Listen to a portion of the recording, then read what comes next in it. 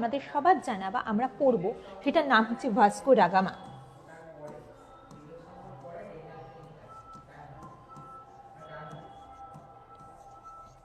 ঠিক আছে, আচ্ছা ভাস্কো ডা গামার পরে আমরা কোন নামটা পড়বো? পড়বো হচ্ছে ফ্রান্সিসকো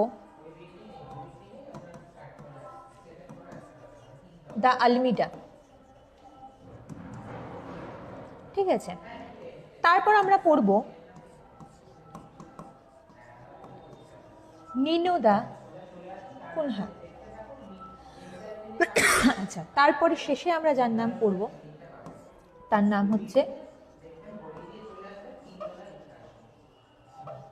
আলবুকার্ক। ঠিক আছে, এই চারটে পর্তুগিজের নাম জানা আমাদের খুব দরকার, এবং চারটে নাম ছাড়াও বিভিন্ন পর্তুগিজের নাম আছে, কিন্তু এই চারটেই কেন পড়ব? তার কারণ হচ্ছে পর্তুগিজদের যে অভিযানটা